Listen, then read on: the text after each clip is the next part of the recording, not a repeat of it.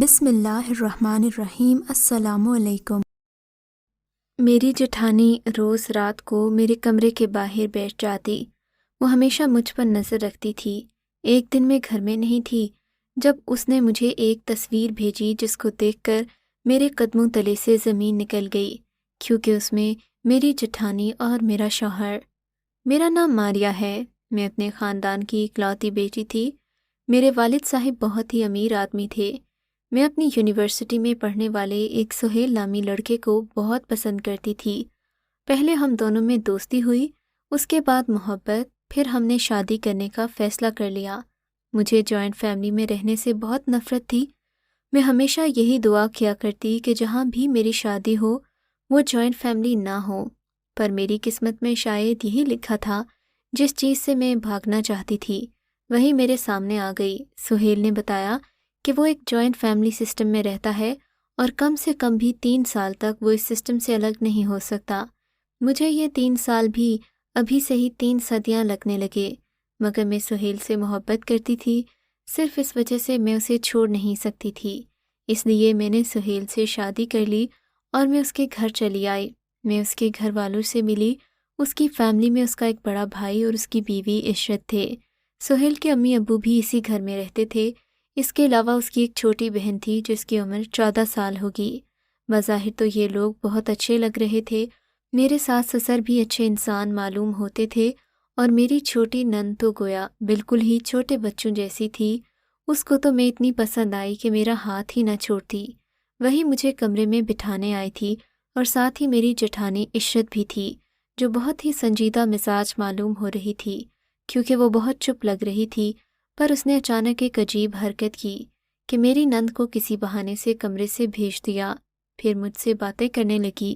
دیکھو ماریا، تم اتنی سجی دھجی بیٹھی ہو، لگ تو تم اچھی رہی ہو، لیکن عشرت نے اپنی بات ادھوری چھوڑ دی۔ وہ کچھ کہنا چاہ رہی تھی لیکن کہہ نہیں پا رہی تھی۔ لیکن کیا؟ مجھے کسی انہونی کا احساس ہوا۔ میں نے اپنا گھونگھٹ پلٹ کر اپنی جٹھانی کی طرف دیکھا۔ وہ مجھے عجیب نظروں سے دیکھ رہی تھی۔ نہ جانے کیوں مجھے لگا کہ میرا اچھا لگنا اسے اچھا نہیں لگا، پھر بھی میں نے اسے اپنا وہم سمجھ کر جھٹک دیا۔ شادی کے پہلے ہی روز میں نے اپنے دل میں سسرالی رشتہ داروں کے متعلق بدگمانی پالنا اچھا نہیں سمجھا، لیکن کچھ نہیں، بس چھوڑو۔ عشرت نے مجھے پھر الجھن میں ڈال کر کہہ دیا، نہیں بھابھی، بتائیں نا آخر کیا بات ہے؟ آپ کچھ کہنا چاہ رہی ہیں تو کھل کر کہیں۔ میں نے عشرت سے کہا، کہنا تو بہت کچھ چاہتی ہوں، مگر مجھے خوف ہے کہ تم میری باتوں کا غلط مطلب نہ لے لو۔ عشرت نے عجیب سے انداز میں کہا، نہیں بھابھی، میں آپ کی کسی بات کا غلط مطلب نہیں لوں گی۔ آپ جو کہنا چاہتی ہیں آرام سے کہیں۔ مجھے تجسس ہوا کہ آخر وہ کیا بات کرنا چاہتی ہے۔ میں بات جاننا چاہتی تھی کہ ہو سکتا ہے وہ بات میرے حق میں اچھی ثابت ہو۔ تم خواہ مجھ سے بدگمان ہو جاؤ گی۔ میں جو بھی کہنا چاہتی ہوں تمہارے بھلے کے لیے کہنا چاہتی ہوں کہ تمہیں اس گھر میں کوئی مسئلہ نہ ہو۔ میرا یقین کرو، میں تمہیں اپنی بہن جیسا سمجھتی ہوں، لیکن شاید تم میری بات کو غلط مطلب میں لے لو، اسی خوف سے کہہ نہیں پا رہی۔ عشرت نے کہا، میں آپ کی بات کا غلط مطلب نہیں لوں گی۔ اب جو بھی کہنا چاہتی ہیں کھل کر کہیں۔ اصل میں اس گھر کے مکینوں کے مزاج اتھی طرح سے جانتی ہوں، کیونکہ میں اتنے سالوں سے ان کے ساتھ رہ رہی ہوں۔ تم اتنا سج دھج کے بیٹھی ہو، جبکہ سہیل کو سادگی پسند ہے۔ یہ اتنا سارا میک اپ اور یہ بھاری کپڑے بالکل بھی پسند نہیں۔ وہ تو مجھے اور اپنی بہن کو بھی ٹوک دیا کرتا ہے کہ عورتیں سادہ لباس میں اچھی لگتی ہیں۔ اس کی پسند کو مد نظر رکھتے ہوئے میں تم سے یہ بات کرنا چاہ رہی تھی تاکہ وہ تم سے خوش ہو جائے۔ عشرت نے کہا تو مجھے حیرانی ہوئی۔ میری سہیل سے اس موضوع پر کبھی بات نہیں ہوئی تھی۔ میں یونیورسٹی سادہ لباس میں جاتی تھی، اسی لیے شاید اسے اچھی لگی۔ میں نے سوچا کہ شاید میری جٹھانی صحیح کہہ رہی ہے، کیونکہ میں ہمیشہ سادہ ہی رہتی تھی، اسی لیے سہیل نے مجھے پسند کیا۔ میں دلہن کے روپ میں تیار ہو کر بہت خوش تھی، لیکن میری جٹھانی نے مجھے کہا، دیکھو ماریا، جو شوہر کو اچھا لگے عورت کو وہی کرنا چاہیے، اسی لیے تم یہ کپڑے بدل ڈالو اور میک اپ بھی اتار کر کوئی باریک اور ہلکا سا کپڑا پہن لو جس میں تم آرام سے رہو اور سہیل بھی تمہیں دیکھ کر بیزار نہ ہو جائے۔ عشرت نے کہا تو میں نے ایسا ہی کیا، اور سہیل کے آنے سے پہلے کپڑے بھی بدل ڈالے، میک اپ بھی اتار دیا۔ نہ جانے کیوں مجھے عشرت کی بات پر یقین ہو گیا تھا۔ میں نے سوچا کہ وہ برسوں سے ان سب کے ساتھ رہ رہی ہے تو ان سب کی پسند ناپسند تو جانتی ہی ہوگی۔ جب سہیل کمرے میں داخل ہوا تو اس نے ایک عجیب بات کہہ ڈالی، یہ تم نے کیا کر دیا؟ میں نے تو تمہیں دلہن کے لباس میں غور سے دیکھا ہی نہیں تھا اور تم نے کپڑے بدل لیے۔ اگر گرمی کا موسم ہوتا تو میں تمہیں خود کہتا کہ بے شک یہ کپڑے بدل لو، لیکن موسم بھی ایسا کوئی گرم نہیں ہے۔ تم 1 گھنٹہ مزید اور اسی لباس میں رہتی تو میں بھی تم کو ایک نظر دیکھ لیتا، تمہارا کیا چلا جاتا؟ یہ تم نے کیا کیا؟ پہلا دن ہی خراب کر دیا۔ میں تو یہی سوچ کر آیا تھا کہ اپنی دلہن کو دیکھوں گا، پر میری دلہن کہاں ہے؟ تمہارے تو ہاتھ میں چوڑیاں بھی نہیں ہیں۔ وہ مجھے اس حال میں دیکھ کر برہم سا ہو گیا۔ میں تو اتنی پریشان ہو گئی کہ مجھ سے کچھ بولا ہی نہیں گیا۔ اس کا غصہ دیکھ کر میں نے بولنے کی ہمت کی، اس سے پہلے کہ میں یہ کہتی کہ تمہیں تو یہ سب پسند ہے، کہ سہیل مجھ سے منہ موڑ کر سو گیا۔ میں اس کو جگا بھی نہ سکتی تھی، سوچتی رہ گئی کہ یہ کیا ہو گیا۔ میں نے یہ بات اپنی جٹھانی سے نہیں کی، مجھے موقع بھی نہیں ملا۔ ہمارے خاندان میں دعوتیں ہونے لگیں۔ اس طرح میری شادی کا شروعاتی وقت گزر گیا، لیکن میاں بیوی میں دوری آخر کب تک رہتی ہے۔ ایک دن میں اچھے سے تیار ہوئی تو سہیل مجھے دیکھ کر خوش ہو گیا، میری تعریف کی اور سونے کی چوڑیاں جو وہ میرے لیے منہ دکھائی میں لایا تھا مجھے پہنا دیں۔ مجھے ایسا محسوس ہو رہا تھا کہ میری جٹھانی کو ہماری شادی کی کوئی خوشی نہیں، پر یہ نارمل تھا کیونکہ سسرال میں لوگ ایسے ہی ہوتے ہیں۔ اسی لیے تو میں سسرال سے بھاگتی تھی، کیونکہ اپنی سہیلیوں اور کزن سے میں نے سسرال کے بہت سارے قصے سن رکھے تھے۔ ہماری شادی کو کچھ ہی عرصہ ہوا تھا، سہیل نے کام سے بھی چھٹیاں لی تھیں۔ ہم نے رات کو ایک ساتھ بیٹھ کر فلم دیکھنے کا پلان بنایا۔ ہم فلم لگانے کے لیے ٹی وی آن کیا تو کمرے کی لائٹ چلی گئی۔ ہمیں بہت مایوسی ہوئی، آج تو ہم نے مووی دیکھنی تھی، مگر پھر میری نظر اچانک باہر کی طرف گئی تو میں حیران رہ گئی۔ باقی سارے گھر کی لائٹ تھی، صرف ہمارے کمرے کی بجلی نہیں آ رہی تھی۔ میں نے یہ بات سہیل کو بتائی، اس نے کہا کہ سرکٹ میں کوئی مسئلہ ہوگا۔ یہ کہہ کر وہ دیکھنے چلا گیا، پر اس کام کو کر کے وہ 2 گھنٹے بعد واپس آیا، ساتھ ہی لائٹ بھی آ گئی۔ میں نے اسے سوال کیا کہ آخر اتنا وقت کہاں لگ گیا؟ کہنے لگا بجلی کے تاروں کی سمجھ نہیں آ رہی تھی۔ خیر کرتے کراتے کام ہو گیا، تھوڑا وقت لگ گیا۔ روز رات کو مجھے ایسا محسوس ہوتا جیسے میرے کمرے کے باہر کوئی موجود ہے اور مجھے دیکھ رہا ہے۔ ایک دفعہ تو مجھے دروازے کی آڑ سے نیلے رنگ کے کپڑے بھی دکھائی دیے جو کسی عورت کے تھے۔ اگلے دن میری جٹھانی نے نیلے رنگ کے ہی کپڑے پہنے ہوئے تھے۔ میرے ساتھ اس گھر میں کچھ عجیب و غریب حرکتیں ہو رہی تھیں۔ جب میں نے شادی کے بعد پہلی دفعہ کھانا بنایا، مجھے کھیر بنانے کا کہا گیا۔ مجھے اچھی طرح یاد تھا کہ میں نے کھیر میں چینی ہی ڈالی تھی اور میری عادت تھی کہ میں کھانا بناتے ہوئے بار بار چکھتی، لیکن جب میں نے کھیر بنا کر سب کے سامنے پیش کی تو اس میں چینی کی جگہ نمک تھا۔ سہیل نے بھی مجھے ہی ڈانٹا، ماریا، مانا کہ تمہیں جوائنٹ فیملی میں رہنا پسند نہیں، مگر میں نے تمہیں کہا تھا کہ 2-3 سال تک تمہیں یہاں سے لے جاؤں گا، 2-3 سال تو اچھے سے گزارا کر لو۔ سہیل کو یہ حرکت بری لگی تھی جو میں نے کی ہی نہیں تھی۔ میں نے سہیل سے اپنی صفائی پیش کی، لیکن وہ کہنے لگے اگر تم نے نمک نہیں ڈالا تو کیا کسی جن نے آ کر ڈالا ہے؟ انہیں اپنی تذلیل محسوس ہو رہی تھی گھر والوں کے سامنے، کیونکہ پہلی بار اس کی بیوی نے گھر میں کچھ بنایا اور اسی میں گڑبڑ ہو گئی۔ وہ یہی سوچ رہا تھا کہ میں نے یہ سب جان بوجھ کر کیا ہے کیونکہ میں جوائنٹ فیملی سسٹم میں نہیں رہنا چاہتی۔ مجھے خود بھی بہت شرمندگی ہو رہی تھی۔ خیر کچھ دن یوں ہی بدمزگی سے گزر گئے، پھر سب نارمل ہو گیا۔ ایک دن میرے سسر نے اپنے کپڑے استری کرنے کو دیے، میں نے اچھے سے استری کر کے ان کو واپس کر دیے۔ تھوڑی دیر بعد مجھے ان کی آواز آئی، کہنے لگے کہ ان کی قمیض چلی ہوئی ہے۔ میں تو حیران پریشان رہ گئی کیونکہ میں نے ان کی قمیض چلائی ہی نہیں تھی۔ انہوں نے مجھے ڈانٹا تو نہیں، لیکن ان کا موڈ خراب ہو گیا کیونکہ وہ جلدی میں کسی دوست کے بیٹے کی شادی میں جا رہے تھے اور ان کو دیر ہو گئی۔ ماریا، کیا تم سے کوئی کام بھی ٹھیک سے نہیں ہوتا یا تم جان بوجھ کر یہ حرکتیں کر رہی ہو؟ سہیل پھر بدگمان ہو گیا۔ میں پریشان ہو گئی، اب اپنی صفائی میں کہتی بھی تو کیا، آگے سے کسی نے ماننا بھی نہیں تھا۔ اسی طرح اس گھر میں جو بھی کام کرتی وہ بالکل ٹھیک کرتی، لیکن کچھ ہی دیر بعد مجھے بتایا جاتا کہ یہ کام خراب ہو چکا ہے۔ سمجھ میں نہیں آ رہی تھی کہ آخر یہ سب ہو کیا رہا ہے۔ ایک تو پہلے ہی جوائنٹ فیملی سسٹم میں رہنے کے خلاف تھی اور اب میرے ساتھ یہ سب ہو رہا تھا۔ شادی کو 10 دن ہی ہوئے تھے کہ میرے سسرال والوں کی نظروں میں مجھ سے اتنی ساری غلطیاں ہو گئیں کہ انہوں نے مجھے بلایا اور بتایا کہ انہوں نے ہمارے لیے ٹکٹ خریدے ہیں اور وہ ہمیں سیر پر بھیجنا چاہتے ہیں۔ یہ بات سن کر مجھے بہت خوشی ہوئی۔ میری جٹھانی بھی وہیں بیٹھی تھی۔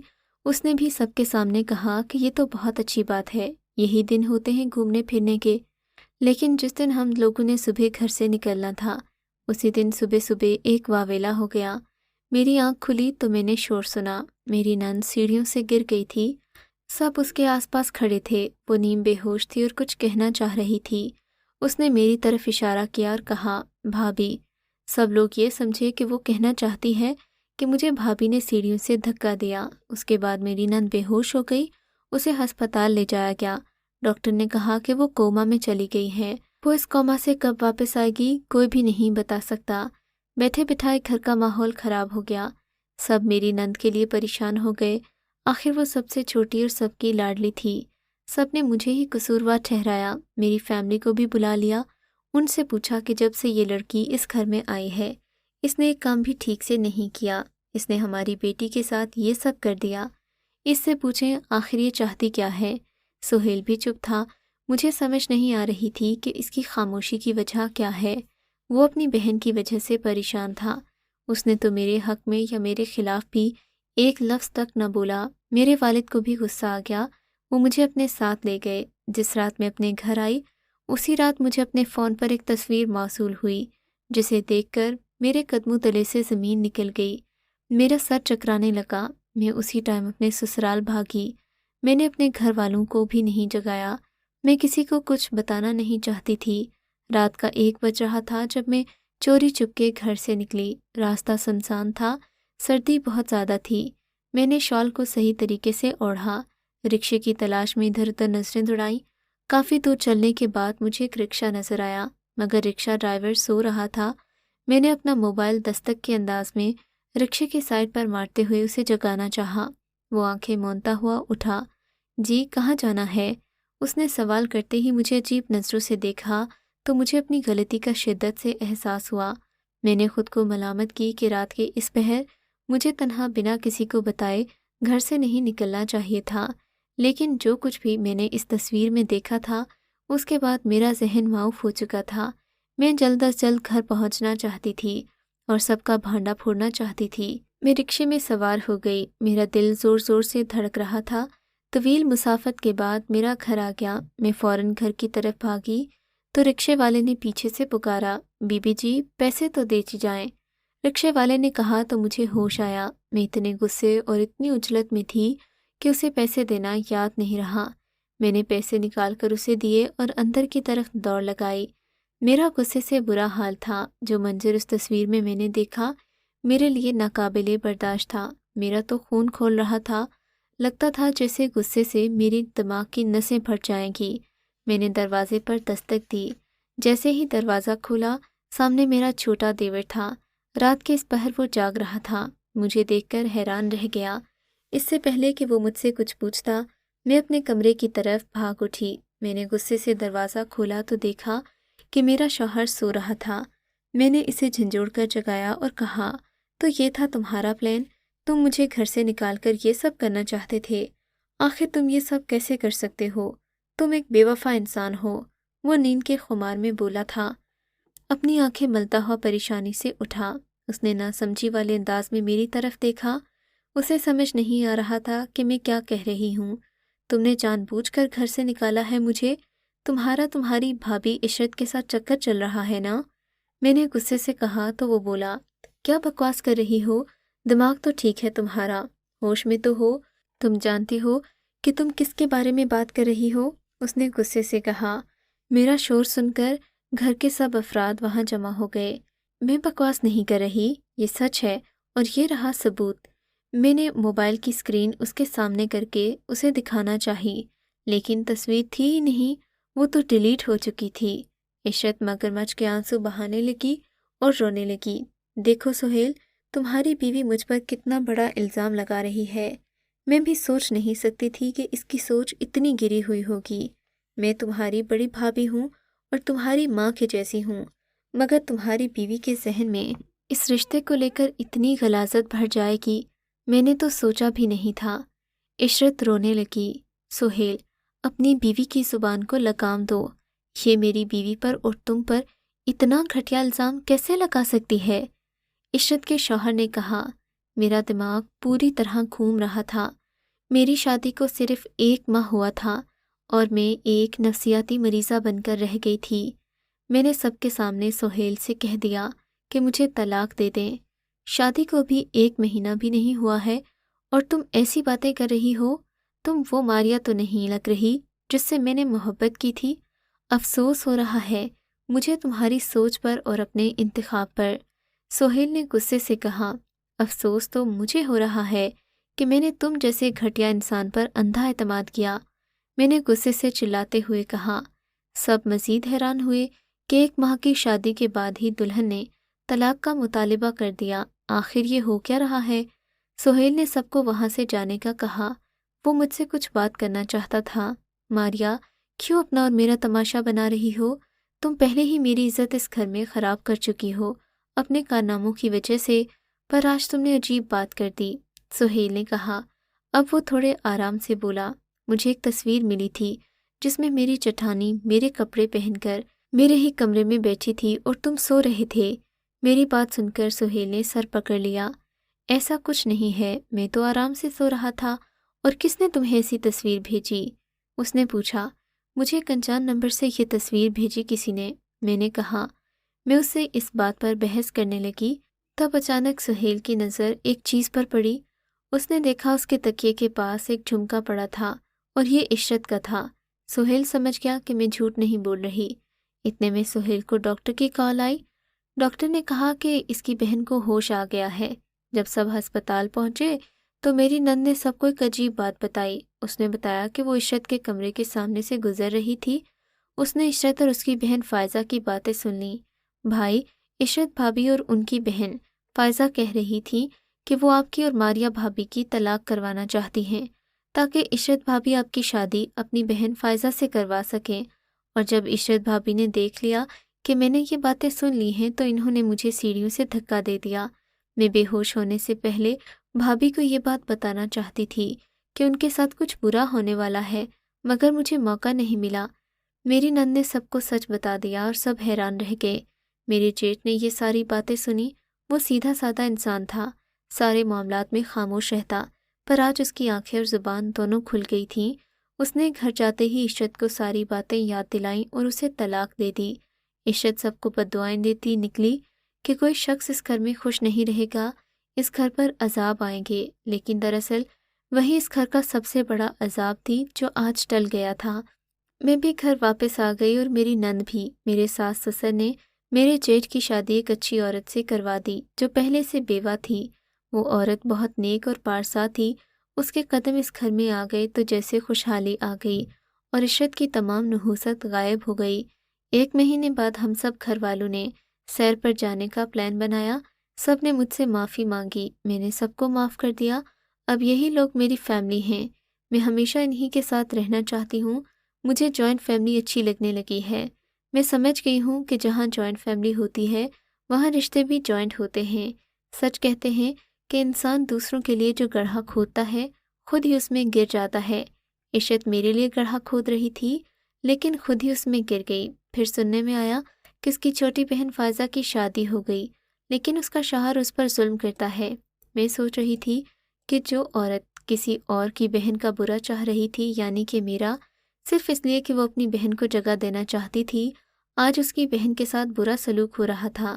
اگر عشرت میرے ساتھ اچھا کرتی تو آج خود بھی اس گھر میں خوش ہوتی اور اس کی بہن بھی اپنے سسرال میں خوش ہوتی۔